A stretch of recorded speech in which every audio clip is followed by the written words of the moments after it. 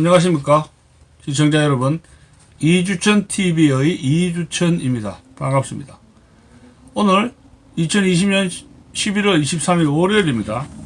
제가 오늘 시청 앞 한국프레스센터 18층 외신기자클럽에 갔다 왔습니다.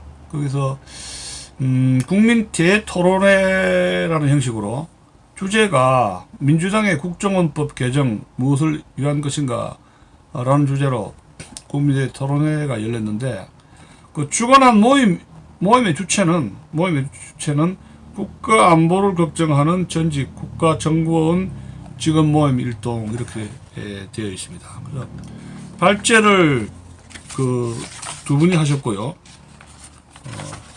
그 다음에 발제를 제일 세션에서는 더불어민주당 발의 국정원법 개정안의 문제점이라고 황윤덕 전 국정원 안보기획관이 했고, 그 다음 제2세션에는 국정원 대공수사권 폐지의 문제점이라고 발제한 분은 재성호 중앙대학 법학전문대학원 교수가 했습니다. 5시에 끝났는데요. 우선 그 모임에서 이제 보도자료를 배포된 것을 제가 먼저 읽어드리고, 또 재성호 교수가 발제한 것, 또 유동열 교수의 토론한 것을 녹화를 했거든요. 그걸 시청자 여러분들에게 보여드리겠습니다. 보도자료, 국정원 전직 모임, 민주당 측 국정원 계획안 비판하는 국민 대토론회 개최하다. 정파적 감정을 벗어나 모든 국민이 신뢰할 수 있는 계획을 촉구했다. 국가안보를 걱정하는 전직 국가정보원 직원 모임은 23일 한국프레스센터에서 민주당이 시도하고 있는 국가정보원에 대한 개혁 방안을 비판하는 국민대 토론회를 개최했습니다.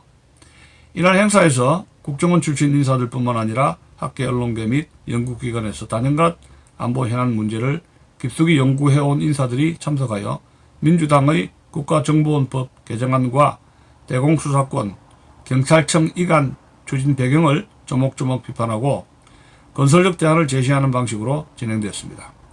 특히 이번 행사는 평생 동안 자신을 드러내지 않고 익명으로 살아오면서 온갖 사회적 비판에도 철저히 묵인해왔던 국정원 전직들이 사상 처음으로 우리 사회의 모습을 드러내는 행사라는 점에서 관심의 대상이 되었습니다. 온-오프 공간 동시에 진행된 이날 토론에서 모임의 공동대표인 신원 전 파키스탄 대사는 개혁의 미명하에 국정원이 망가지는 것을 용인할 수 없다는 판단에서 분연히 나서게 됐다고 근본 행사의 배경을 밝혔으며, 심재철 전 국회 부의장은 축사를 통해 불가역적 특성을 가지는 국가안보 문제는 어떤 경우에도 양보하거나 거래의 대상이 될 수 없다며 정부와 민주당은 당리당략에서 벗어나 미래지향적으로 국정원 계획을 추진할 것을 촉구했습니다. 이어 제1주제인 더불어민주당 발의 국정원법 개정안의 문제점을 발제한 황윤덕 전 국정원 안보기획관은 국정원의 대공수사가 선진국을 능가할 만한 수사민주화 수준에 도달했음에도 정부가 아직도 정치 개입과 인권 침해를 이유로 폐지하려고 나서는 저희가 무엇인가를 묻고, 대공수사권을 국정원에 그대로 두는 것이 어렵다면 외청이나 독립기관 형태로 하는 것이 마땅하다고 하였습니다. 그러면서 그는 민주당의 국정원법 개혁안은 위헌 가능성과 함께 재량의 한계를 넘어서고 있다면서 바람직한 개혁 방편으로 국민 대상 인식조사와 시뮬레이션 수행과 같은 사전 숙고 과정이 선행되어야 한다고 목소리를 높였습니다. 한편 재성호 중앙대 법학전문대학원 교수는 제2세션 국정원 대공수사권 폐지의 문제점에 대한 발제에서 서독 총리실에 침투하였던 권터 기욤 간첩사건을 사례로 우리나라에서도 충분히 발생할 수 있는 사건일 수 있다면서 성공적인 대공수사를 위해서는 국가 환경에 부합하는 정보수사 역량이 총동원되어야 하는데 민주당 계획안은 오히려 시대를 역행하고 있다고 비판했습니다. 유동열 자유민주연구원장은 토론에서 현 정부 들어 경찰의 대공수사 조직과 인력이 오히려 감소 추세를 보이고 있다며 현 정부의 대공수사 의지를 비판하고 국정원에서 대공수사권을 보유하는 것이 당연하다고 강조하였습니다. 국가정보대학원 교수 출신인 장석광 박사는 국정원 수사관 경험을 토대로 국정원 대공수사권 폐지는 멀쩡한 월성 원자력 발전소를 폐쇄시킨 정파적 착상과 다를 바 없다며 북한과 연계되지 않으면 정보 수집조차 할 수 없도록 규정한 민주당 개혁법안은 자생적 반국가단체까지 방임하자는 것이라며 북한의 주장과 한치의 차별성도 찾아볼 수 없다고 성토했습니다. 한편 이날 행사를 주관한 전직 관계자는 국내 모든 세력과 연대연합에서 국민들이 신뢰할 수 있는 개혁을 이끌어낼 수 있도록 범국민 저항운동을 주도적으로 전개해 나갈 것이라며 오는 11월 25일부터 국회 청사 앞에서 대공수사권 폐지 반대 2인 릴레이 시위를 시작하겠다고 밝혔습니다. 이상입니다. 제가 오늘 2시부터 해서 2시 반부터 해서 5시까지 2시간 반 동안 참석을 했는데 참 개혁이라는 미명 아래 국정원 자체를 무력화시키려는 의도가 있는 게 아닌가 그런 의혹을 품지 않을 수가 없었습니다. 오늘 이야기는 여기까지 하겠습니다. 세계 한 80여 개 국가 정보 선진국들은 그중에서 52개국의 정보기관들이 국가안보 관련 수사권 보유하고 있습니다. 정보기관이 정보수사 업무의 통합의 그 필요성, 중요성을 감안해서 그리고 안보수사, 특히 국가안보 체제안보 수사를 공개조직인 경찰에 맡겨서 전담하는 나라는 한 나라도 없는 것으로 그렇게 알려져 있고 특히 분단국이었거나 분단과 유사 상황에 처해 있는 나라들 중국, 베트남, 예멘 같은 나라 다 우리도 마찬가지지만 정보기관의 정보 수사권을 함께 보유하고 있다. 그리고 또 아시다시피 9.11 테러 이후에 선진국들이 국내 해외 파트로 분류되어 있는 영국, 미국 같은 나라도 이 정보 공유와 통합적인 그런 융합의 추세로 나아가고 있는데 이런 그 국제적인 추세에 역행하는 방향으로 이렇게 그 대공수사 업무를 떼서 말이죠. 공개 수사 조직을 보내는 것도 맞지 않다. 우리는 남북한 대치의 엄연한 우리 특수한 안보 상황을 말씀드리겠습니다.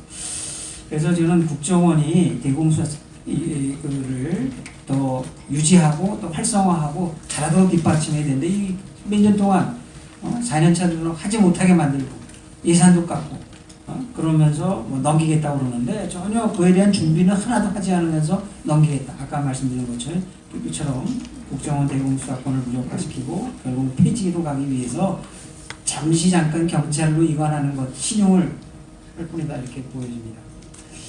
경찰청으로 만약 이관했을 때 어떤 문제점이 있느냐. 첫 번째로 공개수사기관에서 대공수사를 하는 것은 매우 부적절하다. 아시다시피 경찰은 공개수사기관으로서 범죄 발생 후에 범인 검거 같은 사후 처리를 담당하고 또 민생 치안을 주된 임무로 하고 업무 영역이 광범위하죠. 그리고 지금도 경찰청 보안국이 있는데 그 평생 동안 경찰청 보안국 있어요. 그리고 요새 거기 가면은 승지도 못하고 소위 지금 천대받고 있어요. 그러면 다른 부서로 이동하고 싶어 하죠. 승지도 잘 안 돼요. 그럼 거기에 무슨 메리트가 있고요. 또 전문성 자꾸 떨어지죠. 인사교류도 활발하게 진행되고 있습니다. 그런데 아시다시피 아까도 말씀드렸다시피 대공수사는 사전 촉보 입수, 장기간 내사와 공작 등 은밀한 추적 활동이 필수적인데 이 경찰은 공개수사기관의 특성상 이런 것들을 하기가 어렵다. 전문성 확보도 어렵다. 그리고 또 간첩 수사에 있어서는 체포된 간첩을 잘 역이용해서 적의 공작선을 유인하고 적의 오판을 유도해서 적의 공작 역량을 약화 또는 소지시킨 일도 병행하는데 경찰이 이런 수사 공작을 할 수 있냐? 어렵다. 특별히 경찰에서는 시민단체 관계자, 변호사, 일반 시민 등으로 구성된 안보수사심의회라는 것이 생겨나가지고 경찰의 국가보안법 관련 수사 여부를 검토하게 돼 있어요. 그런다면 극비리의 수사회를 간첩수사가 거기 올라가면 어떻게 되겠냐? 아예 원천 차단될 가능성도 있다. 그리고 그 과정에서 또 수사 대상이 되는 피의자, 또 이런 이해관계인들이 뭐 청탁을 하거나 정치적 외압, 여러 가지 수단 방법을 동원해가지고 수사 중단 등 압력을 가할 가능성이 많죠. 결국 경찰에 넘길 경우 이런 간첩 수사라든가 대공 수사는 실제로 하기가 어렵다 이렇게 되는 거죠. 또 경찰의 대공 수사를 위한 해외 조직 설치도 그거는 국제법 및 국내법적인 제약이 있고 현실적으로 어렵다. 경찰은 법 집행기관이죠. 공권력을 행사합니다. 그런데 외국에 나가서 말이죠. 공권력 행사할 수 있습니까? 그럼 그 나라의 주권에 충돌하고 주권 침해를 구성할 수 있어요. 경찰이 지금 해외에 나간 경우는 영사 내지 영사협력관이라고 해서 우리 국민이 범죄인이 되거나 또는 피해자가 될 때 영사 조력행위를 하기 위해서 영사나 영사협력관으로 나갑니다. 그것도 모든 공간에 나가는 것이 아니라 주요 공간, 우리 국민들이 좀 많이 거주하거나 해외 여행을 많은 그런 나라에만 나가 있죠. 그리고 또 우리가 이 경찰청에서 하는 대외 업무 중에 그 국제 범죄 적색 수배서 이런 걸 할 때 그건 인터폴 중앙사무국에서 경찰청에 있어요. 근데 이거는 우리가 가서 해외에 나가서 수사 활동하는 게 아니라 우리 인터폴 국가사무국에서 그 나라 해당 국가에서 그 수배를 좀 요청하는 겁니다. 그러면 그 결과를 회신 받아서 우리가 국내 수사를 하는 거죠. 그러니까 해외에 나가서 우리 경찰이 수사를 할 수 없어요, 기본적으로. 그리고 만약에 그 영사가 이제 그 영사 조력 활동을 하는 과정에서 제한된 초보적인 조사는 할 수 있어요. 조사권은 할 수 있지만 수사는 할 수 없습니다. 그렇기 때문에 만약에 우리 경찰이 나가서 말이죠. 그런 수사를 하려면 국제법적 근거가 없습니다. 아까 그 영사 조력 행위는 영사 관계 간의 비엔나죠. 63년. 또 양자 간의 영사 협정. 그런 게 있어서 하는 거예요. 그리고 우리가 범죄에 관련해 가지고 발생했을 때 이 수사 공조의 문제가 있는데 그건 형사사법 공조 협정이라는 게 관계국 간에 체결돼 있을 때 그에 따라 요청을 하면 법무부를 통해서 요청을 하면 그래서 거기에 대한 그 결과를 우리에게 또 협조를 요청해서 회신하는 거죠. 그렇기 때문에 우리가 해외 나가서 그 수사를 한다, 대공 수사를 한다, 이거는 현실로 불가능하다. 우리 정부조직법상으로도 경찰이 해외 조직을 별도로 만들 수가 없어요. 예를 들면 경찰 국정원에 지금 해외 파트가 있잖아요. 국내 경찰청에서 그런 조직을 만들 수가 없다. 그래서 결국은 해외 정보 수집과 수사 활동은 현실적으로 불가능하다. 이것도 아마 나중에 깨닫게 되면 그래 그러면 그냥 내팽개칠 겁니다. 경찰청에 만약에 대공 수사를 했다고 하지만은 그 해외 조직 만들 수 없다고 좋아할 거예요. 아마 이 정부에서는 아마 그럴 겁니다. 그러면 이제 자동 무력화되겠죠. 경찰의 해외 분야 대공 수사 업무를 국정원이 도와주면 된다는 주장도 있을 수 있겠지만 그건 현실을 모르는 말이다 이거죠. 이 간첩 관련 정보는 극히 민감한 출처를 통해서 수집한 것이 대부분이고 만약에 이것이 다른 기관에 제공한다는 것이 알려지면 공작원 협조자 외국 기관들이 아마 협조를 기피할 겁니다. 지금은 비밀 정보기관에서 아주 극비리에 아무도 모르게 또 정보 출처도 보호되고 이런 상황에서 지금 정보 협력도 이루어지고 대공 수사가 또 이런 것이 단초가 좀 진행이 되는데 경찰에서 이거 한다. 상당히 이제 움츠러들고 사라지겠죠. 국정원 해외요원이 고유 업무도 바쁜데 다른 기관을 위해서 헌신하기를 기대하는 것도 불가능하다. 세 번째로는 경찰의 대공 수사 인프라가 역량이 극히 미비합니다. 이거는 굳이 설명하지 않아도 될 것 같고요.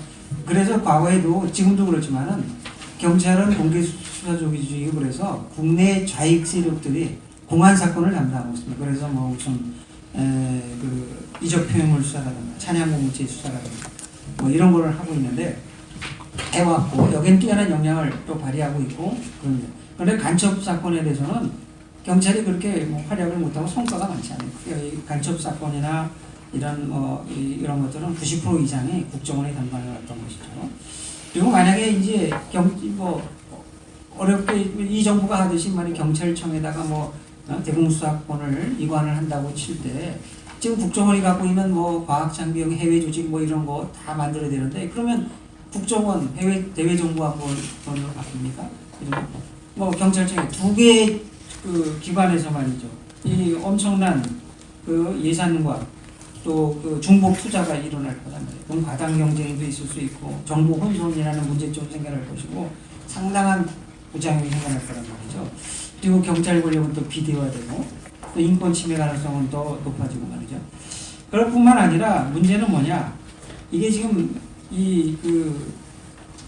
우리가 그 국정원의 정보 활동에서는 차단의 원칙이라는 게 있는데, 그런 국정원에서 어느 방에서 하는 업무는 다른 방에서 알려고 하지도 말고, 알 필요도 없고 알려고 해서도 안 된다는 거 아닙니까?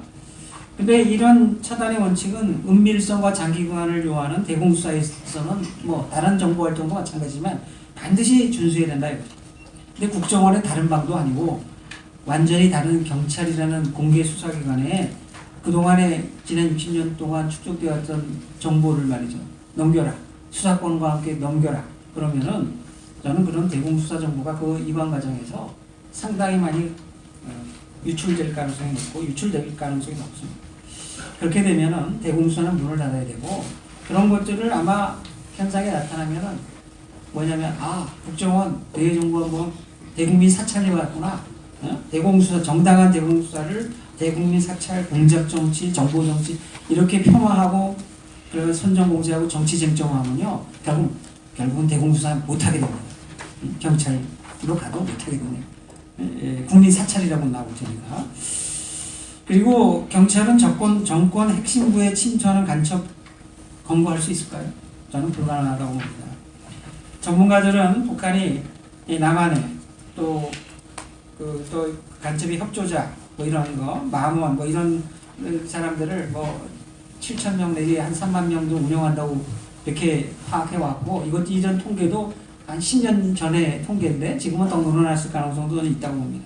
아시다시피 동서독 관계에 있어서 어땠습니까? 이 기욤이라는 간첩 사건이 발생하고 일어났죠. 동독도 동독의 슈타지도 말이죠. 이 서독 내에 수많은 간첩 협조자를 정치권에 진출시키기 위해 노력했고 또 성공했어요. 기욤 사건도 나타나. 하원 의원 5명, 브란드 총리 수행비서 아까 기욤, 헌법보호청 방첩국 보국장이 동독 간첩을 했는데 이게 다가 아니에요. 이 독일 통일 후에 이 슈타지 이 동독에서 그거를 훼손하고 없애려고 했는데 로젠홀츠 파일이라는 게 있어요. 나중에 그 CIA에서 입수해가지고 이 통일 독일에게 넘겨줬는데 거기 보니까 엄청난 많은 정치권 인사들이 말이죠. 이게 슈타지하고 연관되어 있는 거예요. 그래가지고 이걸 덮어버렸습니다. 그래서 뭐 프라이버시니 뭐 무슨 개인의 사생활 뭐 이래가지고 너무나 많은 그 문제가 또 발생할 수 있으니까 저는 그게 우리 한국에 있어서도 똑같은 현상이 지금 벌어지고 있다고 보는데, 제가 한 10여 년 중에 이 조금 저쪽 성향에 있는 어느 변호사하고 말이죠. 경향신문 인터뷰를 했어요. 그러면서 제가 뭐냐면 우리나라에서도 북한이 보낸 간첩 협조자가 상당수 있을 거다.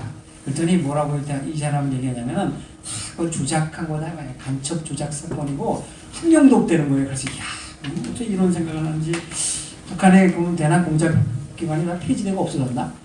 전혀 그렇지 않은데, 저는 이 경찰로 왔을 때, 대공수사는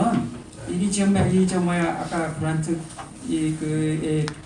수행비서처럼 정권 핵심부에 친북 세력 또 간첩 활동하거나 협조하거나 이런 사람들이 침투시키고 어쨌든 자기들 대남 혁명 전략에 유리한 공간을 조성하기 위해서 이런 대남 이거를 좀 차단하고 말이죠.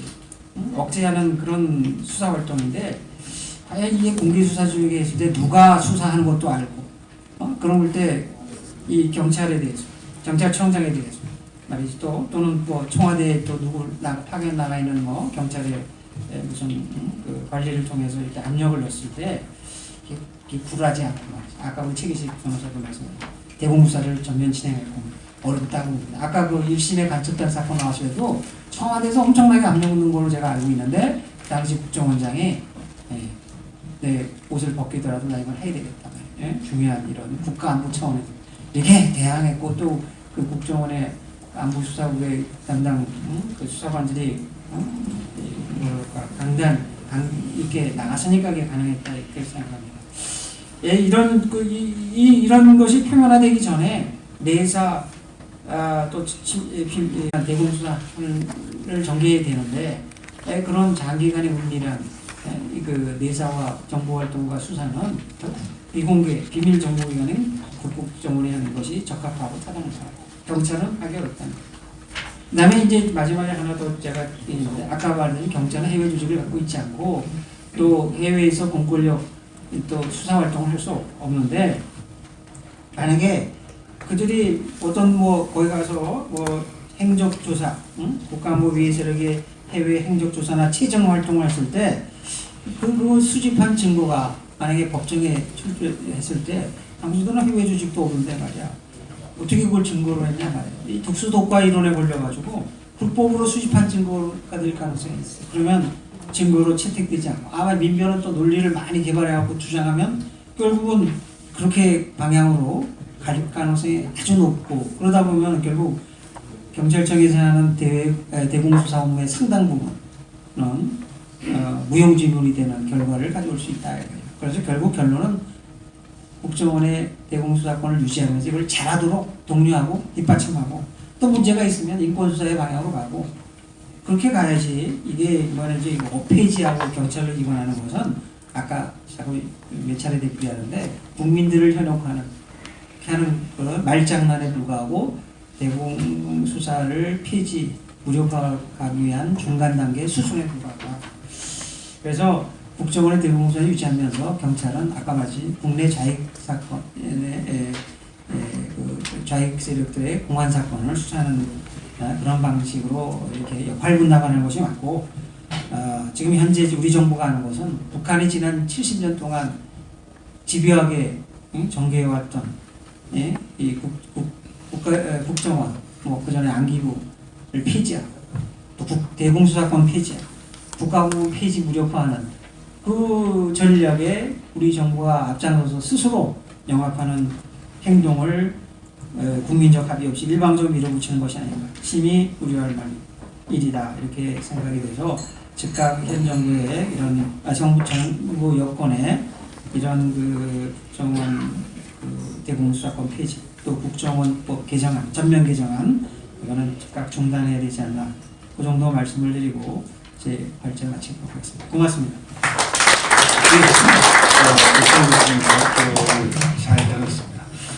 한마디로 이야기해서 국가정보원법의 개정의 핵심 내용은 국정원이 가지고 있는 대공수사권의 폐지인데 이 대공수사권의 폐지는 대국민 사기극이다. 이것을 실질적으로 폐지하는 이관하는 것처럼 국민들한테 기만해서 실질적으로는 북한의 전략에 놀아나는 꼴밖에 안 된다라는 것을 곳곳에서 잘 설명해주고 있습니다.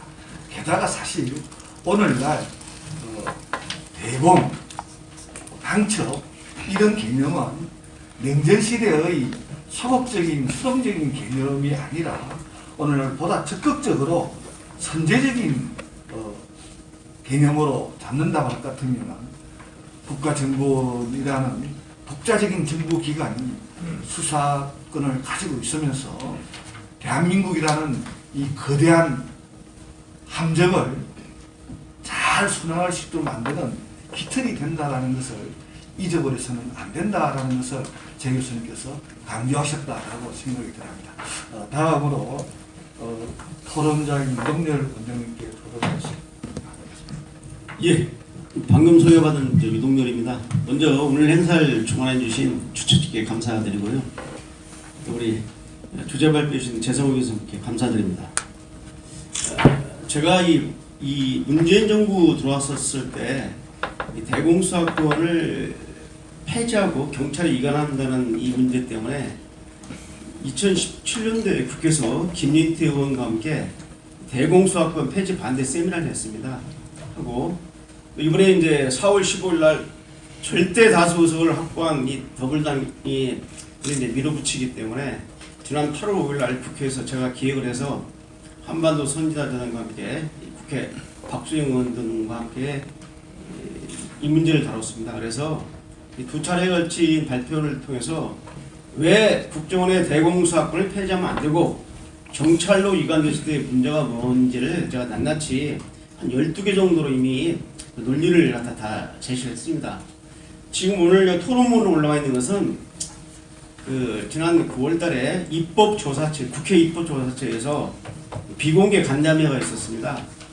국정원 대공수사권을 경찰로 넘기는 데에 대한 문제점에 대해서 그래서 저하고 전직 공안검사 출신 이시원 전 서울중앙지검 공안 1부장을 했는데, 9부장을 했는데 이번하고 저하고 둘을 비공식적으로 초대해서 그때 제출한 것을 약간 좀 고친 겁니다. 고친 건데 이미 여기에 지금 10가지 논리로 국정원의 대공수사권을 폐지하는 데 대한 문제점을 지적했는데, 자, 이것은 그냥 참고해 주시고요. 제가 오늘은 진짜 본질적인 문제를 다루겠습니다. 저희 자유민주연구원이 한반도 인권과 통일을 위한 변호사 모임하고 자유민주연구학회 공동으로 지난 금요일날 문화일보에 대공수사권 폐지에 반대하는 광고를 실었습니다. 그래서 이제 본질적인 내용을 좀 묻겠습니다. 왜 이 정부는, 문재인 정부는, 더불당은 이 국가보안법 7조를 없애야 되고 왜 국정원의 대공수사권을 이렇게 폐지해야 되는가 하는 그 본질적인 목적이 뭐냐 이걸 봤습니다.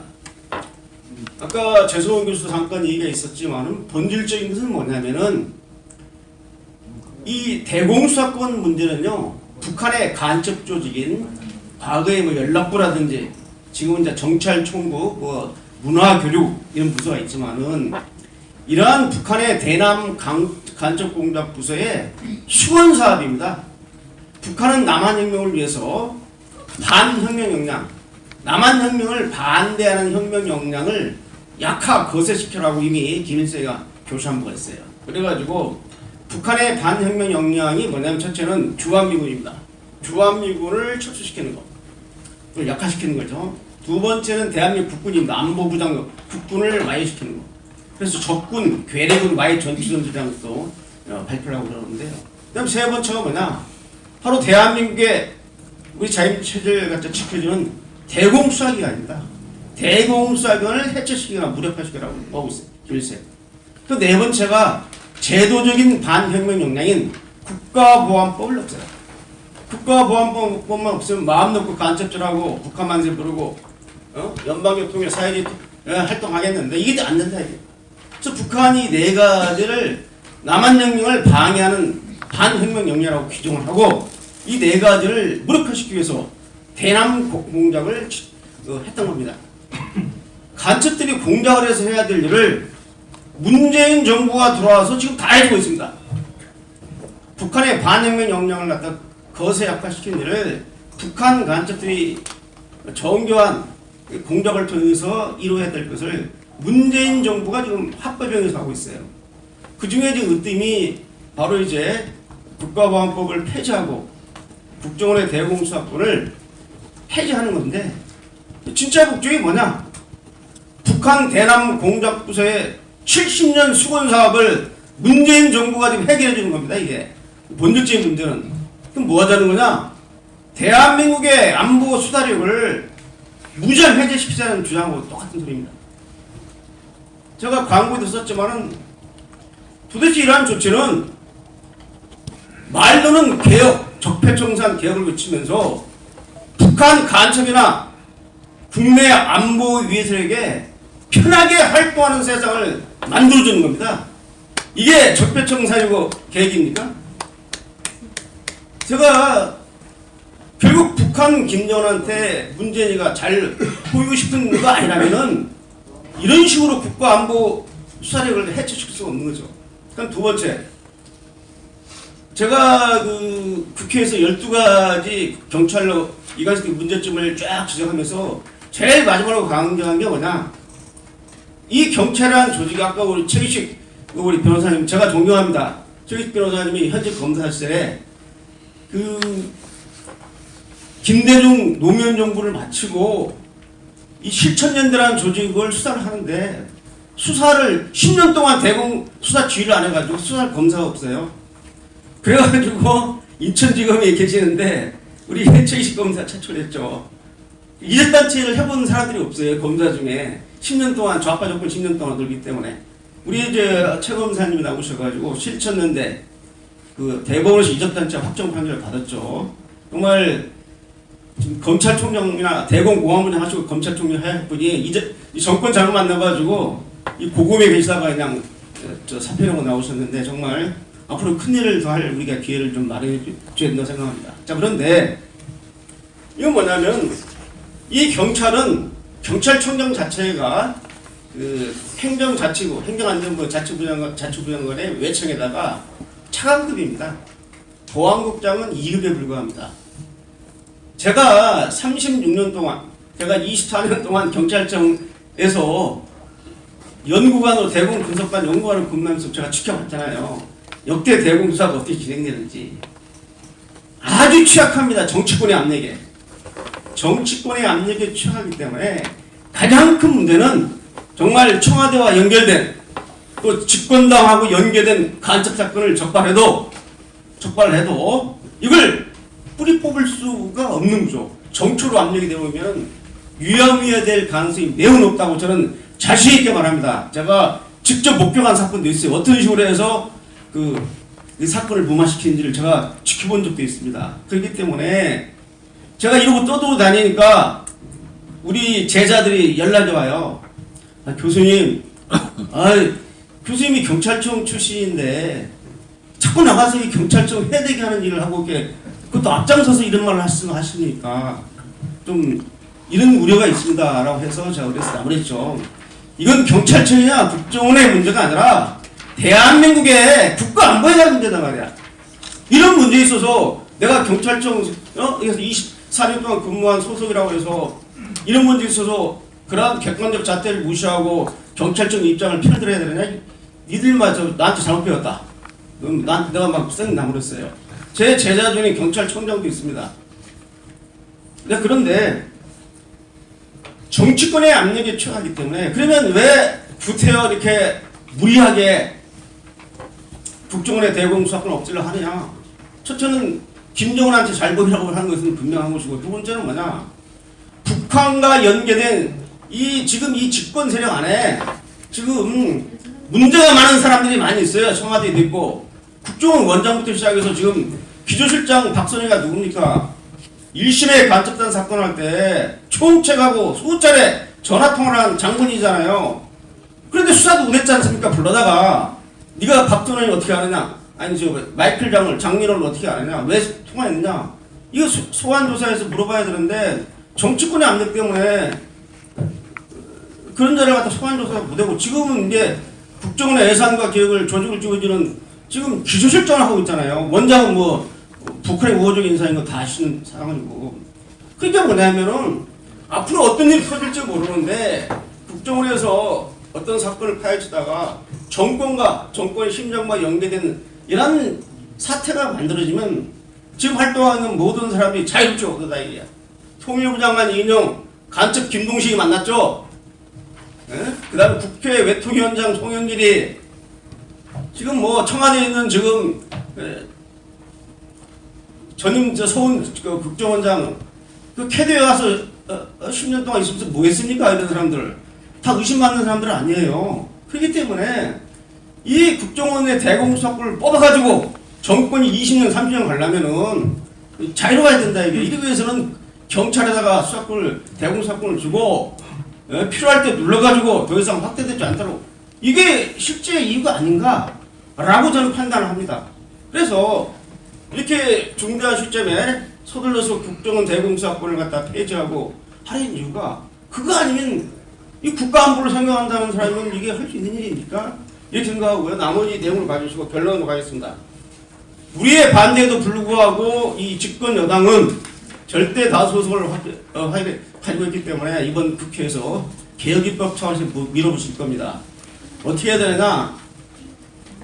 제가 이제 그 4가지 안을 제시했는데 첫째는 국정원의 대공수사권을 유지하고 대신 문제가 되는 부분이 있다면 감독 체제를 2중 3중으로 강화해서 제대 개선하는 방법이 제일 좋은 방법이지만 절대로 이 문재인 정부가 이걸 채택하지 않을 겁니다. 그래서 제가 이제 국회 입법조사처에 가서 강조한 게 최소한 2년에서 3년, 여기는 5년이라고 써놨지만 그때는 2년에서 3년 동안 외경을 둬라. 그래서 국정원의 대공수사의 노하우를 부분적으로나마 우리 경찰 대공수사 인력에서 그걸 갖다가 터득할 때까지는 유예조치를 줘라. 그래서 국정원도 수사권을 행사해야 된다. 이 말입니다. 근데